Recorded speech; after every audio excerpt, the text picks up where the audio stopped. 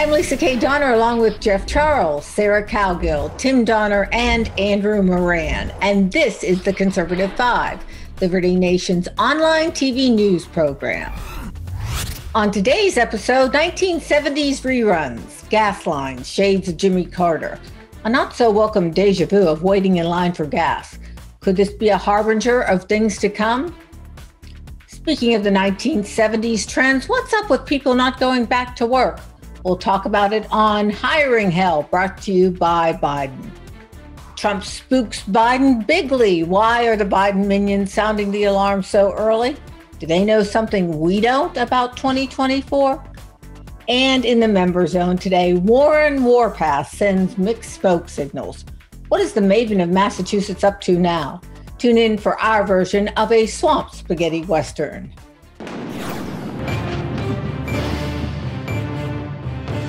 Some trends from the 70s are quite the rage these days. Bell-bottoms, platform shoes, cheese fondue. But gas lines? No one with any common sense wants to bring back Carter years, yet here we are again. This time it's due to the hacking of the Colonial Pipeline in a ransomware cyber attack by some rogue Russians. A group called DarkSide is claiming responsibility, and the pipeline came back on Wednesday, May 12th. Word is Colonial paid somewhere in the vicinity of $4 to $5 million to get back online. Crazy, right? But with Mr. Biden's shutdown of the Keystone Pipeline construction, does this event expose some inherent weaknesses in the U.S. energy infrastructure? The White House claimed we wouldn't see a supply problem, but folks up and down the eastern seaboard weren't buying that malarkey. Instead, they got in line to fill up their tanks. Andrew, you wrote a piece this week. Is the crisis averted for now? Well, I can only hope that the price gougers will intervene and somehow normalize the situation. But you have this problem where people are filling up their plastic bags of gasoline. You have these people's trucks filled with those red cans of gasoline. So far, the problem is exacerbated from this Colonial Pipeline issue. But I don't think it's going to be prolonged very much longer because I think they plan to restart operations as soon as possible. I think the other issue with this situation is that Colonial, according to reports, paid that $4 to $5 million ransom. From what I've read over the last couple of days, that the cybersecurity experts and energy industry observers, they say that there's a pandemic going on with the energy infrastructure weaknesses, as you alluded to. So, and paying these ransomware is only going to amplify the problem even more. So, Colonial paying that $5 million. In the next issue you have another hacking, you're going to have the same problem where the infrastructure is going to go down. You're going to have these gasoline shortages on one part of the country. And one thing I would find interesting is that, as Liberty Nation has reported, the United States is now an energy independent, now a net energy exporter, but you still have millions of people not having gasoline because of the hacking. So I find that within just a few months of the Joe Biden administration, you have this type of problem. Yeah, it's pretty amazing that how things can descend rapidly with just like one pipeline happening. Jeff? Yeah, well, what they're experiencing on the East Coast right now, a lot of people haven't remembered, but we experienced the exact same thing here in Texas when we had that big freeze. I couldn't even get gas until much later in the process, and I was without power, yada, yada, yada. But people overlook the fact that we also couldn't get gas because people were rushing to gas stations, doing exactly what Andrew was saying. We weren't filling up plastic bags, but tons. I saw trucks with tons and tons of gas cans, as if this was going to be an apocalypse. This is just the way we react when these things happen. So I feel the pain that people on the East Coast are feeling right now. But my question is, what's with these Russian hacking groups? Yeah, I mean, they may have apologized. I don't buy it. What's going on here? What are we doing to crack down on this? Because we know these people try these things a lot, and I'm sure the people in our government are doing a good job at stopping them. But people are going to get through. So what are we doing to curb that? And more importantly, what are we doing to punish groups who actually do manage to pull out something like this? We punished them by paying them $4 to $5 million. So if you think that this is going to end, it's not going to end anytime soon. Well, I mean, when you give in, you get the same behavior again. I mean, it's simple human nature. And the whole problem, it seems to me, is panic. And unfortunately, you can't change that. You saw the panic during the pandemic. People lined up for toilet paper like there was never going to be any. And I remember a comment from someone working in one of the supermarkets in Florida said the problem wasn't that people needed to get TP. It was they wanted a 6-month supply. And I think we're seeing the same thing here, where people are panicking and running to gas stations. It's a short-term situation, but you might have thought after the pandemic that people would not be quite so quick to panic. But then again, maybe that makes them even quicker to panic. You know, normally red staters, people in the heartland, the rural areas, they're really common sense oriented, and the pandemic didn't scare them. But this is spooking people, and it's only because of, you know, the 70s. We were there in the 70s. And, you know, if you had an A in your license plate, maybe you got gas, maybe you didn't. And you were limited on how much you could get. And the lines were phenomenal, and that was countrywide. So I've seen people here where I live, they're filling up every, you know, thing they have. All their vehicles stay full. They are watching the gas prices go up. They've seen what's happened on the Eastern Seaboard. They're not panicking, but they're prepping. You know, I was amazed that they paid between $4 to $5 million, and apparently, Andrew, it was in cryptocurrency. So what does this say for the future of this kind of thing if they can't be traced?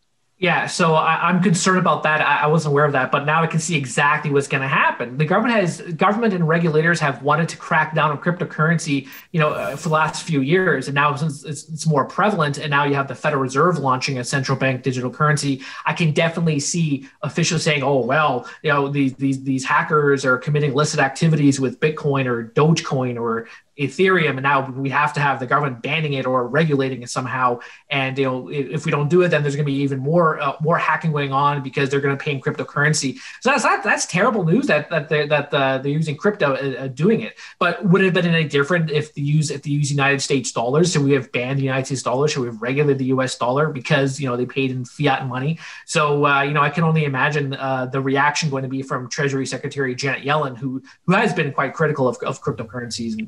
Well, but wait, I mean, the cryptocurrency is untraceable. I would think that the U.S. dollar is traceable. That's the difference. Yeah. Well, no. See, that's a common misconception people have with cryptocurrency is that it is traceable. You know, you have the blockchain. It is public ledger. You know, why do you think governments now want to have a blockchain type digital currency? Look at China. China has the digital yuan. They're using some sort of blockchain technology because they can better track the people. So I know our legal affairs editor Scott Cosenza would disagree with me, but no, it's not anonymous. Perhaps in its early days it was, but as more governments get involved, the intelligence agencies utilize it for their benefit. It's not anonymous, and is, you know, you can track it. You know, because even law enforcement officials, they've gone on record by saying, yeah, we've used tracked cryptocurrency to get those lousy terrorists or those drug dealers. Well, the talk now is, well, you know, just get an electric engine, Jeff. I mean, but you know, what provides electricity? You know, we need to think more than one step, right?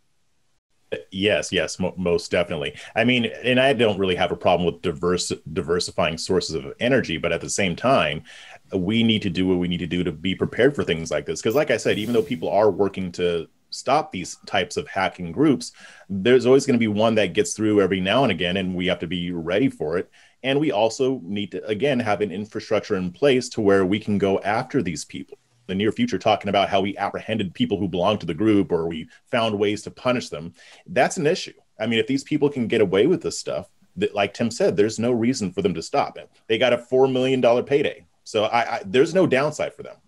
I would find it funny that the Biden administration, they said that the Russian government wasn't involved. I could have only imagined if President Trump was in office, they would have said, "Oh, see, it's Vladimir Putin's fault. Oh, you're helping the Russians. You're not doing anything to stop the Kremlin." On the topic of Joe Biden, I will give him credit. He waived the Jones Act. That was a great move on his part. He probably irked the unions, but that was I applaud him for doing that, for suspending it temporarily at least.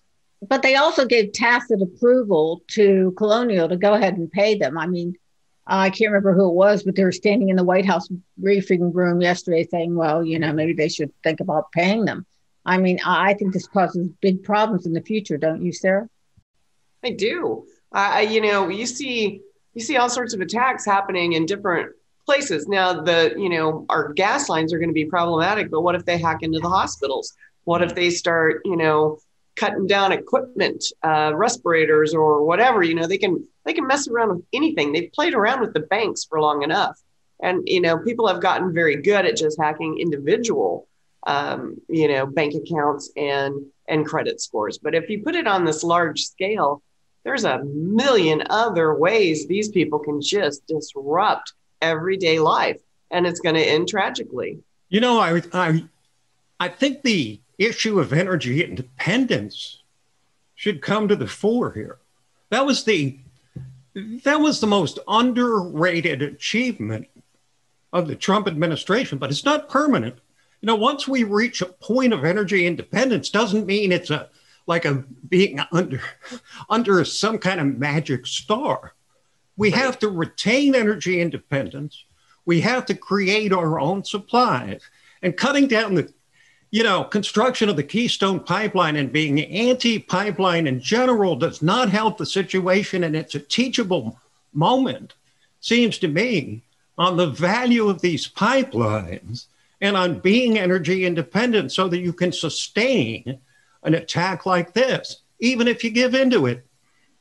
Yeah, if you watched that press conference yesterday or on Tuesday, it was one of the officials on that stage said, "Oh yeah, the pipelines are the best way to transport fuel." What the heck? But then Joe Biden just canceled it. So his own officials are saying the pipelines are good. He goes and does the opposite. It's typical. It's par for the course with the administration. Well, he just gave in. He forgot. Just gave into the left wing. Yeah. All right, let's just hope Joe Biden isn't helping us relive the traumatic days of the 1970s, which also included inflation and high interest rates. We'll be watching. Thanks, panel.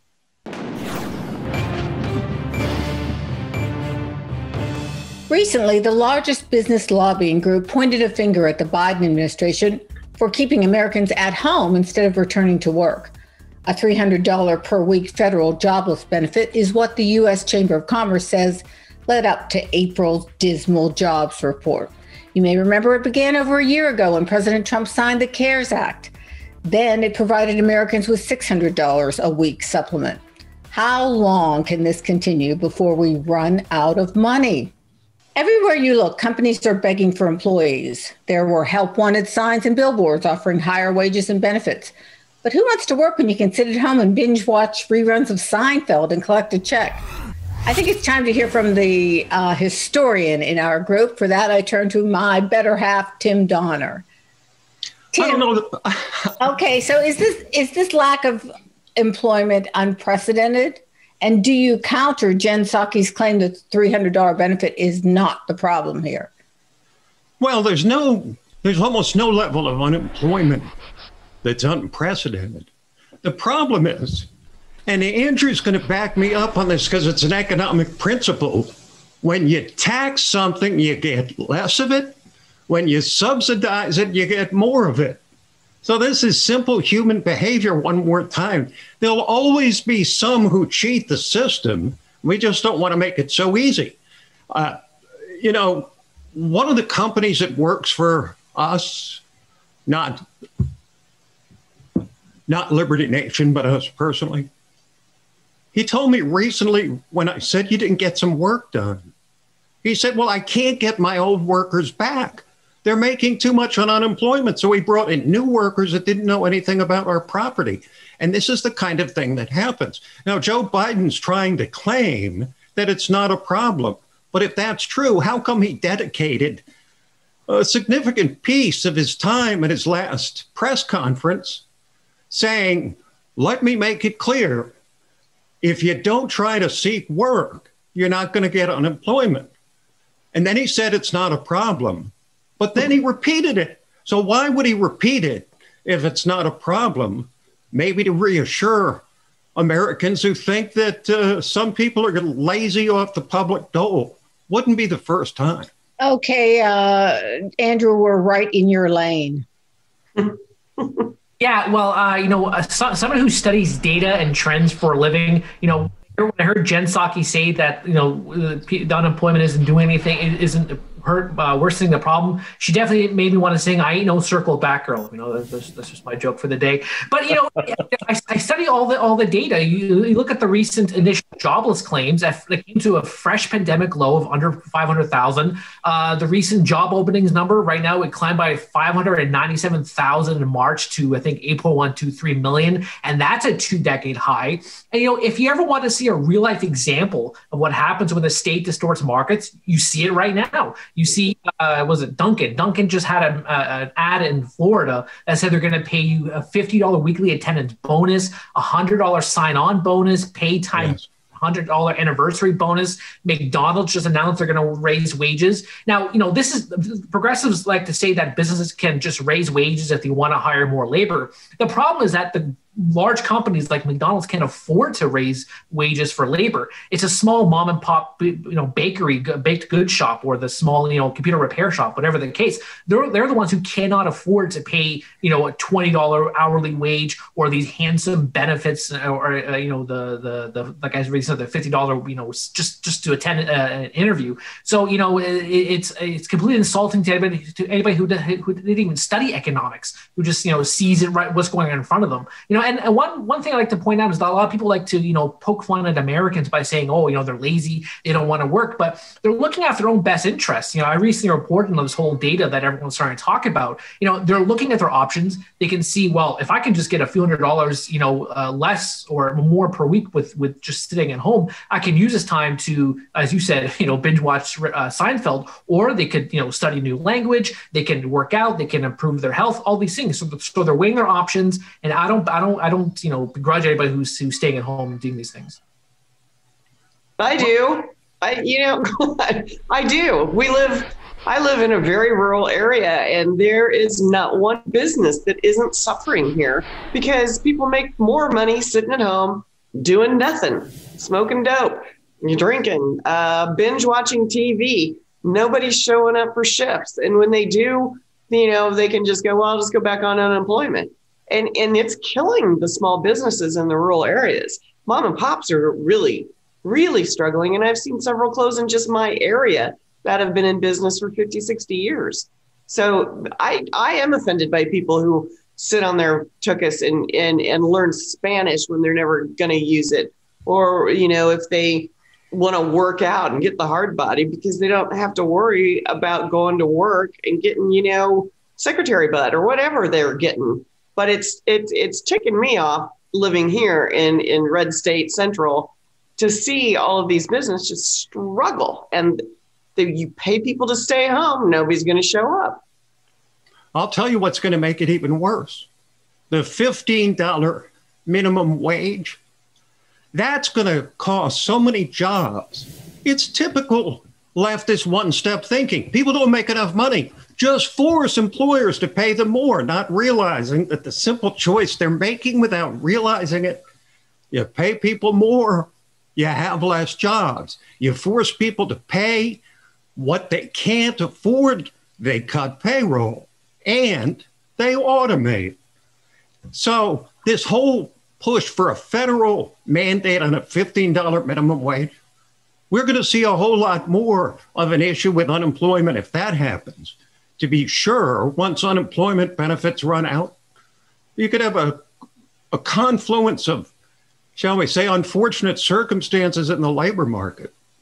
Jeff, what's happening down in Texas? Is Netflix stock going up with Seinfeld reruns? Well, first off, and you guys are going to give me heat on this, but who binges Seinfeld? I mean, I do.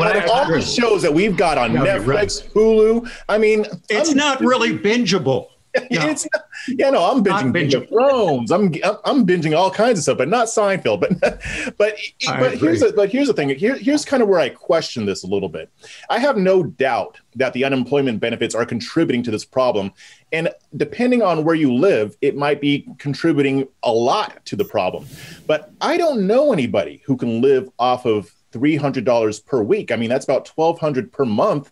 I don't know a lot of people. I mean, that's barely covering rent for some people. So unless they're getting other benefits, and I've looked into that and I'm not seeing it yet, but that could be possible. But unless they're getting more money some other way, they're not living.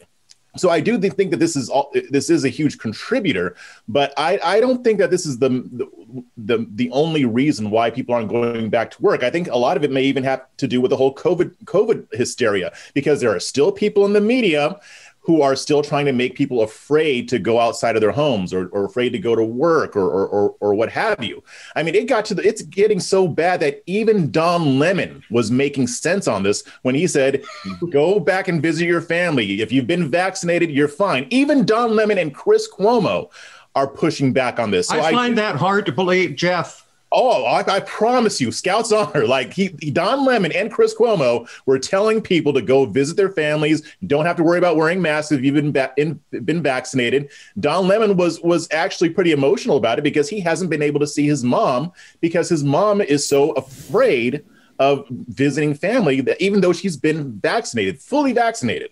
So if these people are still scared, I think that that's also contributing to the problem as well. And there are probably other factors also. Okay, Jeff, have you ever lived in a rural area? You can easily live on $1,200 a month. Right, that's why I said many rural areas across. In rural areas, I buy that. In rural areas, I buy the whole unemployment thing. But I'm in Austin, Texas, and ain't nobody here living off $1,200 a month. So I do think it's contributing in more rural areas or areas where you can get away with it. But I think there are other factors. And plus, if you're living in a city like mine, which is liberal, people are more likely to be afraid of the coronavirus to go back to work. So I think it depends on where people are at. Jeff is correct. I was just going to say there's an old expression from football which says you take what the defense gives you. And if the defense is giving you unemployment enough that it makes sense to stay home, you might do it. And that's the whole problem with the federal welfare system to begin with. Is it helping the people that need to be helped? Yes. The problem is that human nature is such that people are going to cheat the system at such a rate that it becomes unsustainable. And the unemployment situation now is just another example of that. All right, Andrew, economics correspondent, I'll give you the last word. Yeah, I'd like to say Jeff is partially correct, not the Seinfeld bit, but when it talks about people staying home, I've read the surveys, and the surveys do show that some people are afraid of COVID-19, so that's one of the reasons why they're going to stay home. Others are saying, I have to look after my child, or I have to look after an aging relative because there's no other way to do it. But I've crunched some of the numbers. If you look at Florida, if you're earning a minimum wage, if you're an unskilled labor, if you're working behind the McDonald's counter, you'll be earning just a few dollars more than you would be sitting at home on unemployment. So, Jeff is partially correct on that, but the data also suggests that people are staying home because they can get by enough on the jobless benefits from Uncle Sam. Well, if the feds do nothing, the benefits expire in September. The question is, can we wait that long? The U.S. Chamber of Commerce says no, but let's see how successful their lobbying efforts will be. Thanks so much, panel.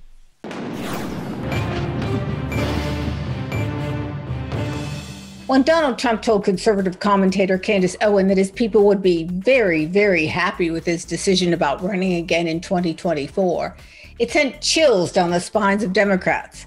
For the man who received more votes than any other president, 80 million or so, Joe Biden sure seems spooked that Donald Trump is hiding under the bed, ready to pop up again in 2024. In fact, the White House was adamant this week that Biden would not underestimate Trump should he run again. Why does the president appear to be so worried about the Trumpster? Jeff, let's go to you. Any thoughts?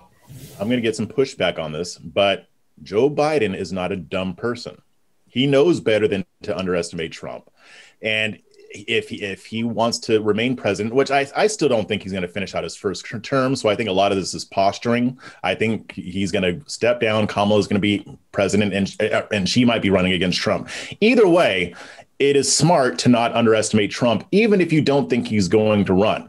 And the thing about Trump, we know he's a showman. He's P.T. Barnum. He's a P.T. Barnum of politics. So he's going to be teasing this, and he may not even be intending to run. He may be just trying to throw people off. But either way, if he does decide to run, whoever's going to be running against him from the Democratic Party better be ready, because even though Trump will be older, he still has that base, and they are going to still remain loyal to him. And by the way the Biden administration is performing right now, it doesn't look too good for them in 2022 or 2024. All the GOP has to do is not be dumber than the Democrats. And right now, I mean, they're kind of accomplishing that. I was going to let somebody pick up from there. Anybody want to play off of that? Well, I kind of do. Well, I gotta give it to Jeff. I think he just summed it up nicely. The man attracts crowds of 20,000 people in the COVID-19 pandemic hazes. He was garnering as many people who could get past the gates wearing a mask or not wearing a mask. And right now, the first 110 plus days of Mr. Biden, we're seeing crises after crises after crises, and people are starting to get a little anxious. I don't think people are ready to just go, nope, not voting for him again. But I think they're starting to question whether he has the vitality or the virility to even continue to do this job. And that's going to play bigly in 2022. Well, that's interesting that you brought that up. Just this morning, not one, but two Republicans, I was shocked when they both said they're not so hip on Trump running in 2024. One of the people told me it was because of his age. And the other one said, he's too divisive. We'd be better off with a DeSantis. Your thoughts, Tim? Well, one of the things that's clear is that if Trump runs in 2024, I can't see that anybody's going to beat him.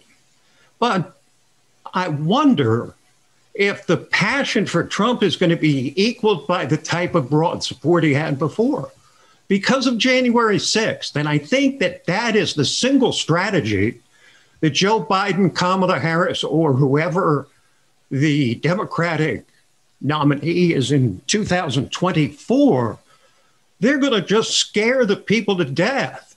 That if Trump runs again, there'll be another insurrection at the Capitol. And I think they may not need much more than that. And that's why I'm afraid that Donald Trump may have become totally nominatable. Nobody's going to beat him in the Republican Party. But I don't know that he's electable unless he can somehow compensate for the last couple of months of his administration. Just being realistic. All right. Andrew? Yeah. Well, everyone says he's 77, but this guy has more energy than I do, and I'm 33. This guy has a diet of Diet Cokes and McDonald's hamburgers. He doesn't sleep, and he has more energy than all of this panel combined. So I don't think his age is quite relevant. But overall, I'm mixed on this. On one hand, Trump was entertaining and he was more effective than other Republicans. He made his mark on the GOP. He transferred the party from the likes of the Cheneys and the Bushes and the McCains. But on the other hand, isn't it time for the party to move on and find some new America first blood? He could use his heavyweight status to lend his support to Trump Republicans in the 2022 midterms, and then decide from there if he has enough actual American first Republicans to see if he runs in 2024 and he would have the legislative support to advance the Trump agenda. So I think it's still way too early to be talking about 2024. As Jeff said, Biden could step down, Kamala Harris could be president. So there's a lot of factors that could play into it. In the meantime, all the energy would probably be focused on the midterms in 2022. And then that's when Trump will probably decide if he's running or not. Well, it's interesting you mentioned old blood for the Republicans. How about the Democrats? I mean, is there any way that they put Biden up against Trump, Jeff? That's a good question. He's still going to be not Donald Trump. Yeah, I mean, I don't know that they'd put Biden up against Trump again. I mean, I think if he actually wanted to run, maybe. I mean, because it might be hard to unseat him. But at the same time, I don't see any Democrat winning in 2024 unless, again, the Republican Party ends up being dumber. And I wanted to add one thing, too. And even though I don't agree with what social media did, I think him being banned is working for him. I think it's helping him more than hurting him because they're not able to use Trump to distract from what Biden is doing. Could you imagine if he still had Twitter and Biden does something ridiculous? They would just say, oh, but look what Trump just tweeted. Squirrel, squirrel, squirrel. Now, again, I don't agree with the decision. They should give him his platforms back. But I like what he's doing right now. And I'm in the camp that doesn't want him to run in 2024. I like what he's doing right now, being kingmaker. I like him picking at the establishment. He is focused and he's still he's still in the public eye. He just isn't in the social media eye. And I think he's being a lot more effective. I'm loving it. So I don't see Democrats pulling anything off in 2024. I mean, I can't think of what they would have to do to turn this ship around right now. We've got this energy crisis going on right now. We've got the border crisis, which they're not even trying to solve. I mean, we've got other issues going on that they're going to mishandle because he and his team are incompetent, and there's no way around that. Sarah. Well, I think what Trump is doing is just being the boogeyman. He's scaring the heck out of people. He's dropping little hints here and there. He's not made any declarations. He's got a seriously solid base, but I don't think he has plans to really run in 2024. I think he's enjoying the fact that he's scaring the crap out of Joe Biden and the other Democrats. And I think he's going to continue to do that. So they're going to waste their time running around talking about Trump when, Trump's got a card up his sleeve and it's going to be played and they're going to go, oh, crap, we didn't think of that. I think that's what he's doing. I think you need to bifurcate Trump, his policies, and the person. If they can find someone who can promote the America First agenda effectively and yet have a more, shall we say, palatable personality to a broader audience, I think the Republicans are in good shape in 2024. And the guy who's positioning himself to be that is Ron DeSantis. Exactly. The governor of Florida is following a complete MAGA agenda, including his outspokenness. But he's not Trump. He's a fresh voice with the same agenda. It seems to me that's the winning formula for the Republicans in 2024. And I think Joe Biden and everybody else knows it. They can demonize Trump. And they'll try to demonize DeSantis or Tim Scott. They're already doing that. They're whack-a-moling anybody who pops up. Tim Scott pops up, boom. Ron DeSantis pops up, boom. But they'll only be able to do that for so long. The names you mentioned, like Tim Scott, or even Christie Noem, they don't have the fight that Ron DeSantis has with the press, and I mean that in a good way. He can really take on the press, not lose his footing, not lose his cool, state the facts, and it just looks like he knocked them out in just 30 seconds in one round. So Ron DeSantis has that with him that people, a lot of America First Republicans will love to see. The media being pounced on by Ron DeSantis. He's not, you don't have Ron DeSantis to kick around anymore. I think that would help him heading into 2024 if he decided to run. Well, I agree. I think if there is no other Republican trying to get the nomination who has that pugilistic attitude towards the press and towards the Democratic Party, Ron DeSantis will be the nominee. I love Tim Scott. I love Tim Scott, but he doesn't have that. He doesn't have that type of fire. I mean, he low key has clapbacks, but the people want somebody who's a bruiser. They want somebody who's going to say you are fake news. Yeah, I think Scott is a little too urbane. Where you're right, DeSantis is, he's a force to be reckoned with, and he clearly, one policy after another in Florida, and he's, we spent part of the year in Florida. He's quite loved by the Republicans in Florida. But let's just take a quick poll before we go. Does he or doesn't he? Does Trump run in 2024 or not? Just a yes or no. We're going to start with you, Andrew. Well, I'm going to say no. Jeff? I'm going with no. Sarah? Nope. Tim? Unanimous. No, that's not true. I didn't weigh in yet. Unanimous among the lesser people on the team. I say yes, Trump is going to run. Mainly because he doesn't like to go out a loser, and he doesn't want to be seen that way. And I think he is very energetic, as Jeff said, and he's ready to take the stage. All right, that's all we have time for. Thanks very much for joining us. Be sure to watch a few other of our C5 segments.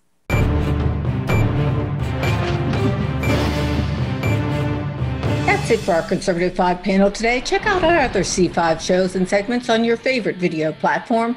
YouTube, Vimeo, Rumble, we're on them all. As well, Liberty Nation has its own Roku channel where you can see all our TV productions. Thanks so much for tuning in, and remember to surf on over to libertynation.com. Sign up for our new Member Zone, just $29.99 for the entire year. This has been a production of LibertyNation.com, conservative news where truth matters.